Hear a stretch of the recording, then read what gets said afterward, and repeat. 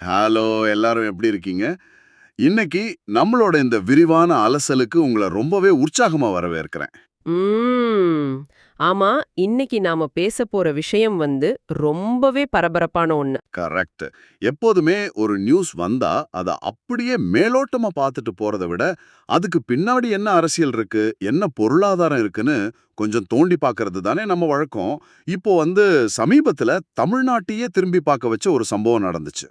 பிப்ரவரி 13ஆம் தேதி காலையில நடந்த அந்த விஷயத்த தானே சொல்றீங்க? அதேதான். பிப்ரவரி 13ஆம் தேதி காலையில தமிழ்நாட்டுல இருக்கிற 1,31,00,000 பெண்களோட பேங்க் அக்கவுண்ட்ல டங்ன்னு ஒரு மெசேஜ் வந்துச்சு. ரூபாய் 5,000 உரிமைத் தொகை விழுந்திருக்கு. காலையில எழுந்ததும் இப்படி ஒரு மெசேஜ் பார்த்தா யாருக்கு தான் சந்தோஷமா இருக்காது சொல்லுங்க? ஆனா, இல்ல வரப்போற தேர்தல மனசுல வச்சு ரொம்ப நுட்பமா பின்னப்பட்ட ஒரு அரசியல் கணக்கா. இதத்தான் நாம இன்னைக்கு டீகோட் பண்ண போறோம். நிச்சயமா. ஏன்னா, இந்த தொகைய அரசாங்கம் கொடுத்த விதம், அதுக்காக அவங்க சொன்ன காரணங்கள், இதுக்கெல்லாம் பின்னாடி இருக்கிற பொருளாதார உண்மைகள்னு நம்மகிட்ட இருக்கிற ஆதாரங்கள் நெறைய கேள்விகள் எழுப்புது. பொதுவா ஒரு அரசாங்கம் இப்படி ஒரு பெரிய தொகைய எந்த முன்னறிப்பும் இல்லாம ஒரே நாள்ல அக்கவுண்ட்ல போடுறாங்கன்னா, அதுக்கு பின்னாடி பல அடுக்குகள் இருக்கும். கரெக்ட்டா? அத ஒண்ணு ஒண்ணா நாம பிரிச்சு பார்க்கணும். சரி, முதல்ல இந்த ரூபாய் 5,000 எப்படி கணக்கு பண்ணினாங்கன்னு கொஞ்சம் பார்ப்போம். அதாவது மாசம் ரூபாய் 1000 உரிமை தொகை தராங்க இல்லையா? அதுல அடுத்த 3 மாசத்துக்கான அட்வான்ஸ் தொகையா ஒரு ரூபாயும், கூடவே கோடைக்கால சிறப்பு நிதி அப்படின்னு சொல்லி ஒரு ரூபாயும் சேர்த்து தான் இந்த ரூபாய் வந்திருக்கு. ஆமா, இதுக்கு முதலமைச்சர் தரப்புல இருந்து என்ன விளக்கம் சொல்றாங்கன்னா, மத்திய பாஜக அரசு நீதிமன்றங்கள் மூலமா இந்த மாதிரி இலவசங்களுக்கு தடை வாங்க வாய்ப்பு இருக்கு. அதனால முன்கூட்டியே கொடுத்துட்டோம்னு சொல்றாங்க. அது மட்டும் இல்லாம, தேர்தல் தேதி அறிவிச்சுட்டா நிதி குடுக்க முடியாது. அப்புறம் அடுத்தடுத்த நாட்கள்ல பேங்க் லீவ் வருது. இப்படி நிறைய காரணங்கள அரசாங்கம் தரப்புல அடுக்குறாங்க. இதை எப்படி புரிஞ்சுக்கிறது?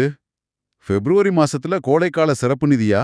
இதுல கவனிக்க வேண்டிய சுவாரஸ்யமான விஷயம் என்னன்னா, தேர்தல் நடத்தை விதிகள் அமலுக்கு வந்துடும் அப்படிங்கிற ஒரு பதட்டம் அரசாங்கத்துக்கிட்ட ரொம்ப தெளிவாவே தெரியுது.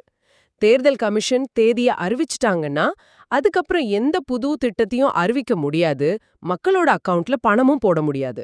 ஓஹோ, அது வாக்காளர்களுக்கு லஞ்சம் கொடுக்கற மாதிரி ஆயிடும்னு சட்டப்படி தடுத்துடுவாங்களா? ஆமா. அதனால தான் ஒரு சாதாரண செவ்வாய்க்கிழமை அன்னைக்கு அவசர அவசரமா இந்த நிதிய ரிலீஸ் பண்ணிருக்காங்க. கோடை காலத்துல மக்கள் வேலைக்கு போக சிரமப்படுவாங்க. அதனால அட்வான்ஸா பணம் தர்றோம்னு சொல்றது தேர்தல நெருங்குற நேரத்துல நேரடியா வாக்காளர்கள சென்றடையணும் அப்படிங்கிற நோக்கத்த மறைக்கிற ஒரு திரையா தான் பார்க்கப்படுது. நீங்க சொல்றத பார்த்தா நீதிமன்ற தடை, பேங்க் லீவு அப்படிங்கிற காரணங்கள்லாம் இந்த திடீர் அறிவிப்பை ஒரு நியாயமான விஷயமா காட்டுறதுக்காக பயன்படுத்தப்பட்ட அரசியல் கவசங்கள் மாதிரி தெரியுது. ஆனா எனக்கு இதுல ஒரு பெரிய முரண்பாடு ஞாபகத்துக்கு வருது. பீகார் தேர்தல சொல்றீங்களா? அதேதான். பீகார் சட்டமன்ற தேர்தலுக்கு முன்னாடி அங்க இருக்கிற தேசிய ஜனநாயக கூட்டணி அரசு இதே மாதிரி தான் அங்க இருக்கிற பெண்களுக்கு 10,000 ரூபாய் நிதியுதவி அறிவிச்சாங்க. நம்ம ஆதாரங்கள் அதை ரொம்ப தெளிவா சுட்டிக்காட்டுது. அப்போ தமிழ்நாட்டுல இப்போ இருக்கிற இதே ஆளுங்கட்சியும் அவங்களோட கூட்டணி கட்சிகளும் அதை எப்படி விமர்சனம் பண்ணாங்கன்னு நம்ம எல்லாருக்கும் தெரியும். குறிப்பா காங்கிரஸ் கட்சி தலைவர்கள்லாம் இது ஜனநாயக படுகொலை, பணம் கொடுத்து தேர்தல் முடிவுகளை திருடும் ஈனச்செயல் அப்படின்லாம் ரொம்ப கடுமையா பேசினாங்க. ரொம்ப சரியான பாயிண்ட். அரசியல்ல எந்த அளவுக்கு வசதியா நிலைப்பாடுகள் மாறுதுங்கிறதுக்கு நம்ம ஆதாரங்கள் முன்வைக்கிற சிறந்த உதாரணம் இது. அன்னைக்கு பீகார்ல தேர்தல் நெருங்குற நேரத்துல அந்த அறிவிப்பு வந்தப்போ அது வாக்காளர்களை விலக்கி வாங்குற முயற்சின்னு குதிச்சவங்க இன்னைக்கு அதே மாதிரியான ஒரு விஷயத்த தமிழ்நாட்டுல செய்றாங்க. அங்க செஞ்சா படுகொலை, இங்க செஞ்சா மக்கள் நலத்திட்டமா? இந்த கேள்வி இதை கேட்கிற உங்களுக்கும் இயல்பாவே தோணிருக்கும்னு நினைக்கிறேன். சரி, இன்னொரு விஷயமும் என்ன ரொம்பவே குழப்பிச்சு. கோடைக்கால சிறப்பு நிதின்னு சொல்றாங்களே, இது இந்த அரசாங்கம் பொறுப்பேற்றதுக்கு பிறகு வர்ற 5வது கோடைக்காலம். கரெக்ட். கடந்த 4 வருஷமா மக்கள் கஷ்டப்படலையா?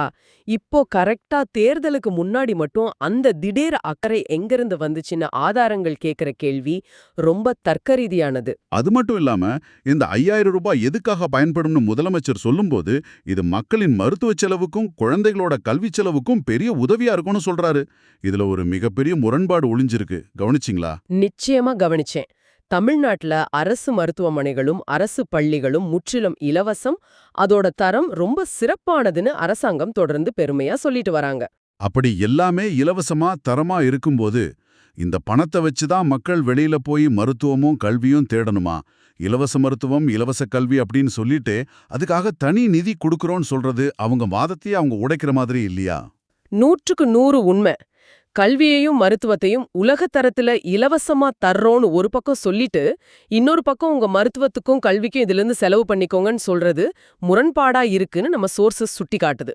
அதாவது அரசு மருத்துவமனைகள்லயும் பள்ளிகள்லயும் தேவையான வசதிகள் இன்னும் முழுமையா போய் சேரல, மக்கள் தனியார் சேவைகளை தேடி போறாங்க அப்படிங்கிற நிதர்சன உண்மைய அரசாங்கமே மறைமுகமா ஒத்துக்கிற மாதிரி தான் இது இருக்கு. ரொம்ப ஆழமான பார்வை இது.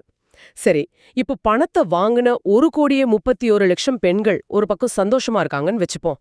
ஆனா கிடைக்காதவங்களோட நிலைமை என்ன? ஆமா, தமிழ்நாட்டுல மொத்தம் சுமார் 2.2 கோடி ரேஷன் கார்டுகள் இருக்கு. ஆனா பணம் போனது 1,31,00,000 பேருக்கு மட்டும்தான். அப்படின்னா மீதமுள்ள சுமார் 90 லட்சம் பெண்கள் இந்த திட்டத்திலிருந்து முழுமையா புறக்கணிக்கப்பட்டிருக்காங்க. இவ்ளோ பேரை விட்டுட்டு இத ஒரு முழுமையான நலத்திட்டம்னு சொல்ல முடியுமா அப்படிங்கறது தான் இங்க இருக்கிற மிகப்பெரிய கேள்வி. இந்த 90 லட்சம் பேரோட மனநிலை என்னவா இருக்கும்னு நீங்க யோசிச்சு பாருங்க. அவங்க எல்லாரும் வசதியான கோடீஸ்வரர்களா? இல்லையே.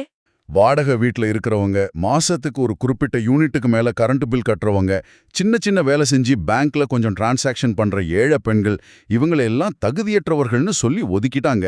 ஒரே தெருவுல பக்கத்து வீட்ல இருக்கிற 2 பெண்கள்ல ஒருத்தருக்கு பணம் வருது, இன்னொருத்தருக்கு வரலன்னா அந்த இடத்துல எவ்ளோ பெரிய அதிருப்தியும் கோபமும் உருவாகும்.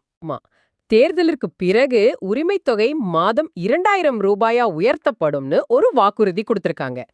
இதுக்கு பின்னால ஒரு பெரிய அரசியல் சதுரங்க ஆட்டம் நடக்குதுன்னு நம்ம ஆதாரங்கள் சொல்லுது. எதிர்க்கட்சி தலைவர் எடப்பாடி பழனிசாமி அவர்கள் சமீபத்துல வெளியிட்ட அந்த அறிவிப்பை தானே சொல்றீங்க? அதேதான். அவங்க ஆட்சிக்கு வந்தா குலவிளக்கு திட்டம் அப்படிங்கிற பெயர்ல எந்த நிபந்தனையும் இல்லாம அனைத்து ரேஷன் கார்டுதாரர்களுக்கும் மாதம் 2,000 ரூபாய் வழங்கப்படும்னு அவர் அறிவிச்சார். இங்க அந்த அனைத்து அப்படிங்கிற வார்த்தை ரொம்ப முக்கியம். அதாவது விடுபட்ட அந்த 90 லட்சம் பேருக்கும் சேர்த்து தர்றேன்னு ஒரு வலைய வீசினாரு. எக்ஸாக்ட்லி. அந்த வலைய அறுக்கிறதுக்காகத்தான் ஆளுங்கட்சியும் நாங்களும் 2,000 ரூபாய் தருவோம்னு இறங்கி வந்திருக்காங்கன்னு நம்ம டேட்டா அலசுது. இது யார் அதிகமா தர்றாங்களோ அவங்களுக்கு ஓட்டுங்கிற நிலைக்கு அரசியல கொண்டு வந்து நிறுத்திருச்சு. இது ஒரு வாக்குறுதி போர். இதோட இன்னொரு பரிமாணத்தையும் நம்ம பார்க்கணும். நடிகர் விஜயோட அரசியல் வருகை. ஆமா, புதுசா ஒருத்தர் அரசியலுக்கு வரும்போது இயல்பாகவே இளைஞர்கள் மற்றும் பெண்களோட வாக்குகள் அவர் பக்கம் சாய வாய்ப்பு இருக்குன்னு ஒரு கணிப்பு இருக்கு. குறிப்பா பெண்கள் வாக்கு சிதறிடக்கூடாது, அவங்கள அப்படியே தக்க வச்சுக்கணும் அப்படிங்கிற ஒரு பதப்பதப்பு ஆளுங்க கட்சிக்கிட்ட இருக்கு. அதுவும் இந்த தொகையை 2,000 ரூபாயா உயர்த்தி அறிவிக்க ஒரு முக்கியமான காரணம்னு ஆதாரங்கள் பதிவு செய்யுது. அப்போ எல்லாமே ஓட்டுக்காக திட்டமிடப்பட்ட வியூகங்கள் தான். சரி, இது ஒரு பக்கம் இருக்கட்டும். இதையெல்லாம் தாண்டி ரொம்பவே பாதிக்கிற ஒரு விஷயம் பொருளாதார சுமை. ஆமா, இந்த 5,000 ரூபாய் கொடுக்கறதுக்காக ஒரே நாள்ல அரசாங்க கஜானாவிலிருந்து 6,500 கோடி ரூபாய் செலவாகியிருக்கு. ஆனா அதே நேரத்துல தெருவுல நடக்கிற போராட்டங்களை நீங்க கவனிச்சீங்களா? தூய்மை பணியாளர்கள், செவிலியர்கள், ஆசிரியர்கள் போராட்டத்தை பத்தி தானே சொல்றீங்க? அதேதான். பல வருஷமா ஊதிய உயர்வு கேட்டும் பணியை நிரந்தரம் பண்ண சொல்லியும் தூய்மை பணியாளர்கள் ரோட்ல இறங்கி போராடிட்டு இருக்காங்க. நம்ம சோர்சஸ்ல இருக்கிற டேட்டா என்ன சொல்லுதுன்னா, அவங்களோட சம்பளத்தை 23,000 ரூபாயிலிருந்து திடீர்னு 15,000 ரூபாயா குறைச்சிட்டாங்க. அது மட்டும் இல்லாம பல வருஷமா வேலை செஞ்ச 1,953 தூய்மை பணியாளர்களை ஒரே ராத்திரியில வேலையை விட்டு தூக்கிட்டாங்க. இவங்க அப்புறம் அங்கன்வாடி ஊழியர்கள், கொரோனா காலத்துல உயிரை பணயம் வச்சு வேலை செஞ்ச செவிலியர்கள், இவங்க எல்லாரும் தங்கள் வாழ்வாதாரத்துக்காக போராடும்போது அரசாங்கம் அவங்க கிட்ட கஜனாவுல நிதி இல்லைன்னு கைவரிக்குது. இது ரொம்பவே ஒரு கசப்பான உண்மை. இந்த எளிய ஊழியர்களோட நியாயமான கோரிக்கைகளுக்கு ஒரு சில 100 கோடிகள் தான் தேவைப்படும். அதுக்கு காசு இல்லைன்னு சொல்ற அரசாங்கத்தால எப்படி ஒரே நாள்ல 6,500 கோடியை தூக்கி போட முடியுது? எப்போதெல்லாம் கட்டமைப்பு சார்ந்த முதலீடுகளுக்கோ அல்லது உழைக்கும் மக்களின் ஊதியத்துக்கோ பணம் தேவைப்படுதோ அப்போதெல்லாம் அரசாங்கம் நிதி பற்றாக்குறைய காரணம் காட்டும். ஆனா இந்த மாதிரி நேரடி பணப்பட்டுவாடாவுக்கு மட்டும் பணம் எங்கிருந்து வருது? கடன் வாங்கி தான் வருது. பொருளாதார தரவுகளை இங்க நாம விளக்கணும். கடன் சுமை எந்த அளவுக்கு போயிட்டு இருக்குன்னு நம்ம டேட்டா சொல்லுது. ரொம்பவே அதிர்ச்சியான ஒரு டேட்டாவை நம்ம ஆதாரங்கள் முன்வைக்குது. சுதந்திரம் அடைஞ்சதுல இருந்து கடந்த 73 வருஷங்கள்ல தமிழ்நாட்டோட மொத்த கடன் சுமார் 5 லட்சம் கோடியா இருந்துச்சு. ஓகே. ஆனா கடந்த 4 வருஷத்துல மட்டும் அந்த கடன் மேலும் 4.45 லட்சம் கோடி அளவுக்கு கிடுகிடுன்னு உயர்ந்திருக்கு. ஒரு நிமிஷம், 73 வருஷத்துல 5 லட்சம் கோடி. ஆனா வெறும் 4 வருஷத்துல இன்னொரு 4.5 லட்சம் கோடியா? ஆமா, அதாவது இப்ப தமிழ்நாட்டோட மொத்த கடன் சுமை கிட்டத்தட்ட 10 லட்சம் கோடியை நெருங்கிட்டு இருக்கு. ஒரு மாநிலம் இவ்வளவு குறுகிய காலத்துல இவ்வளவு பெரிய கடனை வாங்கினது வரலாற்றிலேயே இதுதான் முதல் முறைன்னு பொருளாதார நிபுணர்கள் எச்சரிக்கிறாங்க. இத கேட்கும்போதே தலை சுத்துதே. இது ஒரு குடும்பத்தோட பட்ஜெட்டுக்கு ஒப்பிட்டு பார்த்தா எவ்வளோ பெரிய ஆபத்துன்னு புரியும். இந்த கடனெல்லாம் யார் அடைக்க போறா? நாம தான் அடைக்கணும். அரசாங்கம் வாங்குற இந்த மலைக்க வைக்கிற கடனுக்கான வட்டிய கட்டியே ஆகணும். அந்த வட்டி பணம் சாமானிய மக்களோட வலிப்பணத்துல இருந்து தான் போகும்.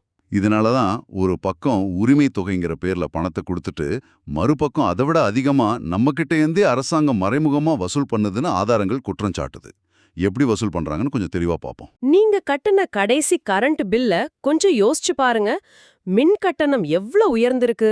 ஆவின் பால் விலை உயர்வு, வீட்டு வரி, சொத்து வரி உயர்வு, இதுக்கெல்லாம் மேல டாஸ்மாக். டாஸ்மாக் மதுபானங்களோட விலையை தொடர்ந்து ஏத்திக்கிட்டே போறாங்க இல்லையா? ஆமா, ஏழை மற்றும் நடுத்தர மக்களோட பாக்கெட்ல இருந்து மறைமுகமா பணம் உறிஞ்சப்பட்டு அரசாங்கத்தோட கஜானாவுக்கு போகுது. அரசாங்கம் நமக்கு வலது கையில குடுக்கறத விட இடது கையில நம்ம கிட்ட இருந்து எடுக்கிறது ரொம்ப அதிகம்னு நம்ம ஆதாரங்கள் வலிமையா சுட்டிக்காட்டுது. இது ஒரு மிக ஆபாயகரமான பொருளாதார சுழற்சி. இத கேட்கிற உங்களுக்கு இப்ப ரொம்ப தெளிவா புரிஞ்சிருக்கும்னு நினைக்கிறேன். இந்த 5000 ரூபாய் அப்படிங்கிறது வானத்திலிருந்து குதிச்ச பணம் கிடையாது. இது உங்களுடைய என்னுடைய வரி பணம் தான். அது மட்டும் இல்லாம இது நம்மளோட நாளைய தலைமுறை தலையில வைக்கப்படுற மாபெரும் கடன் சுமை. சரி, இன்னைக்கு நாம பேசின விஷயங்களை எல்லாம் ஒரு முறை சுருக்கமா தொகுத்து பார்ப்போம். ஒரு இனிப்பான செய்தியா வந்த இந்த 5000 ரூபாய் அறிவிப்புக்கு பின்னாடி எவ்வளவு அரசியல் வியூகங்களும் முரண்பாடுகளும் இருக்குன்னு பார்த்தோம். தேர்தல் வெற்றிக்கான அவசரம், பீகார் தேர்தலோட ஒப்பிடும்போது தெரிய வர்ற அரசியல் முரண்பாடுகள், புதுசா வர்ற கட்சிகளோடும் எதிர்க்கட்சிகளோடும் போடுற வாக்குறுதி போட்டி, எல்லாத்தையும் பார்த்தோம். எல்லாத்துக்கும் மேல மாநிலத்தை ஒரு அதல பாதாளத்துக்கு தள்ளுற 10 லட்சம் கோடி ரூபாய் கடன் சுமை. இந்த தகவல்களை எல்லாம் கேட்கும்போது ஒரு திட்டத்தை வெறும் செய்தியா பார்க்காம அதன் ஆழமான தாக்கத்தை உங்களால இப்போ உணர முடிகிறதா? கண்டிப்பா. ஒரு ஆரோக்கியமான ஜனநாயகத்துக்கு அரசாங்கம் கொடுக்கிற தரவுகளை அலசி ஆராயிற விழிப்புணர்வுள்ள மக்கள் ரொம்ப அவசியம். இன்னைக்கு நாம நிறைய திரைகளை விலக்கி நிஜமான படத்தை வெளிச்சத்திற்கு கொண்டு வந்திருக்கோம்னு நினைக்கிறேன். இறுதியா விவாதத்தில் வராத ஆனா உங்க ஒவ்வொருத்தரையும் ஆழமா சிந்திக்க தூண்டுற ஒரு கேள்வியோட இன்னைக்கு நான் நிறைவு செய்ய விரும்புறேன். தேர்தல் நேரங்கள்ல இப்படி நேரடியாக பணம் கொடுப்பது மட்டுமே வெற்றிக்கான ஒரே வழி என அனைத்து அரசியல் கட்சிகளும் முடிவெடுத்து விட்டால் அடுத்த 10 ஆண்டுகளில் மாநிலத்தின் கட்டமைப்பு வசதிகளும் நிலையான பொருளாதார வளர்ச்சியும் என்னவாகும்? இது நாம ஒவ்வொருவரும் தனிப்பட்ட முறையில் சிந்திக்க வேண்டிய ஒரு முக்கியமான கேள்வி. நிச்சயமா. இன்னைக்கு நம்மளோட இந்த விரிவான அலசல் உங்களுக்கு ரொம்ப சுவாரஸ்யமாகவும் பல புதிய பார்வைகளை கொடுத்திருக்கோன்னு நம்புறேன். உங்களுடைய நேரத்துக்கு ரொம்ப நன்றி. மீண்டும் ஒரு சிறப்பான தலைப்போட உங்களை சந்திக்கிறோம். அதுவரை தொடர்ந்து சிந்திப்போம். நன்றி, வணக்கம்.